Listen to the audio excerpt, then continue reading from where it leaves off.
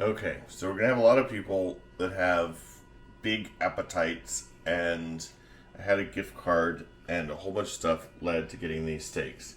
So, because I'm gonna do different levels of them to show that I basically do the same seasoning, but that we'll do different times to get all of them to come off and be done at the same time. So, we have the tomahawk ribeyes on sale. We have a T-bone that was on sale, and 2 New York strips, all of which HEB was nice enough last week. So we're not going to do them all at once, you have to watch. We're just going to we'll do these 2 to start with so that you can see what I do. I do this, and of course wash my hands first. I always joke with people I wash my hands before I go to the bathroom, and they love that, especially when I'm cooking for them. So, you gotta dry your hand off after you do that, because I'm going to do all of them eventually, but I'm just not going to make you all watch that. So, we're going to sprinkle them lightly with garlic powder. I usually use McCormick's Gourmet. I could not find that anywhere, so we're using Bollner's. Then I take just regular old McCormick steak seasoning, and you don't have to take the top off of that, and put a generous portion of that on it.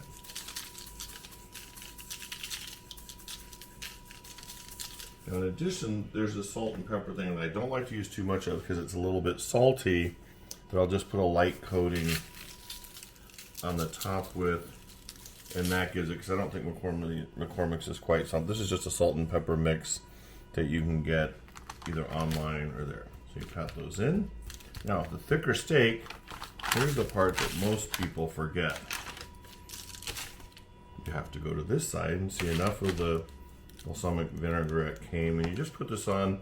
It helps the seasonings a little bit to sink in, but you just do that. I don't always do the garlic powder on the side, but I am going to, since we're doing that. Do this, and we make sure we get the seasoning on the side of the steak too, so that we get the seasoning everywhere. So we're going to do these, and these are all for medium rare.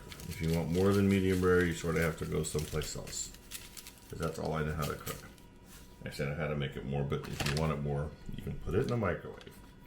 So some people might say it's not being hospitable, but you know. And see, there's now enough balsamic vinegar on there that I don't have to do anymore. I'm not used to doing this in steps, so I keep putting the lid back on. Sometimes I'll do the garlic first and let it sit for a while they come to room temperature. But I don't let them come to room temperature before cooking anymore, just because we're going to do this sous vide, because I am not going to take the time to cook these to a perfect medium rare. I can just sous vide them right to that temperature.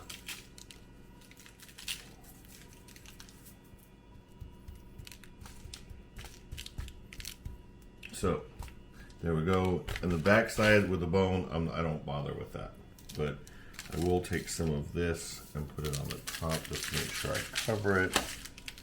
And I'll do it on this one. And then when I get them all done, we will be back to show you step 2.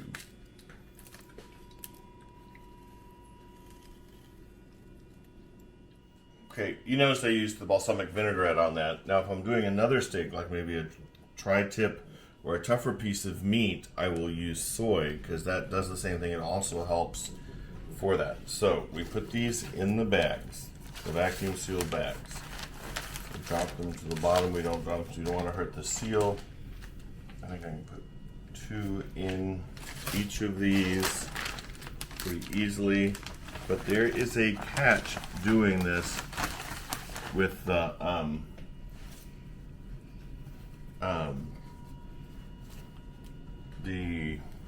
tomahawk steaks. You have to wrap the tips of the bone in paper towel, and then bring it over to the vacuum sealing and make sure it stays wrapped, or it will puncture the seal. And if you don't get the seal right, you end up with your very expensive meat getting wet, and nobody ever wants that.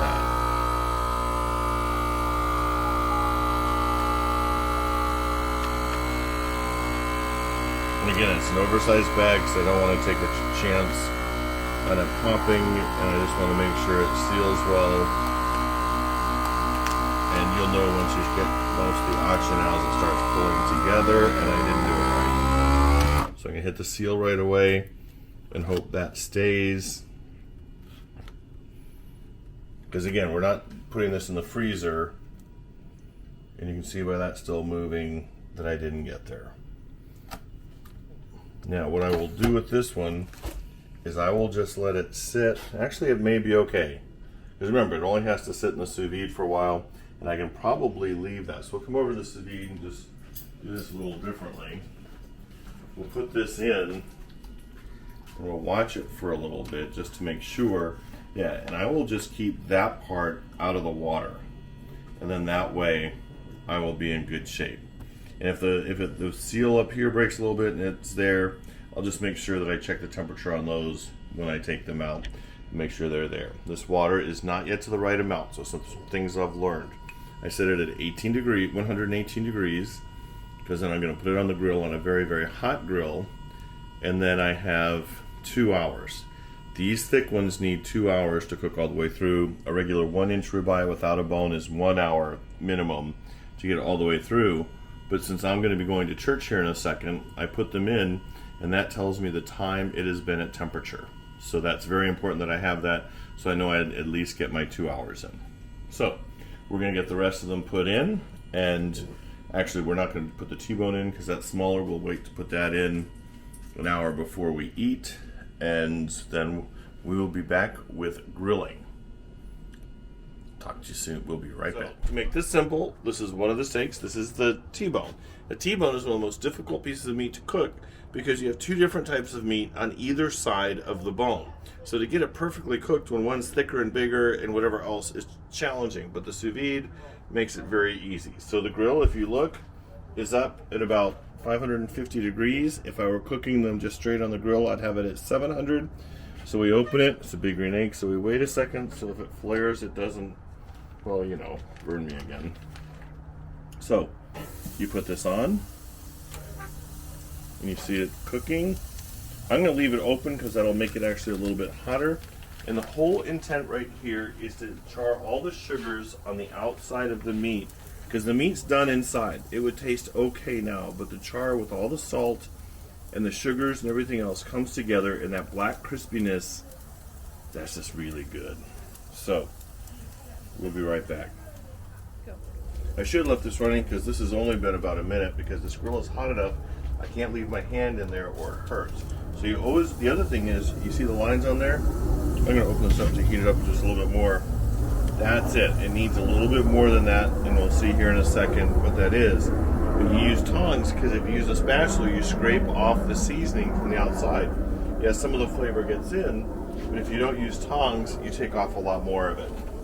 So we'll be back after we flip this a couple more times. We showed just the T-bone going on because of space issues.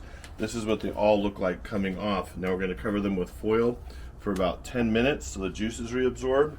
And then, if I remember, we will look at them at the wonderful insides.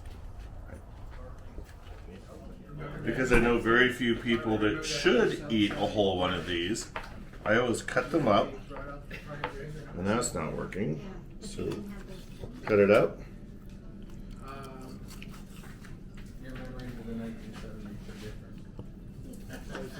And look at that. Then we'll cut the New York strip also. And there's no blood. No matter what anybody says, there is no blood. There we go. Happy Holy Eats.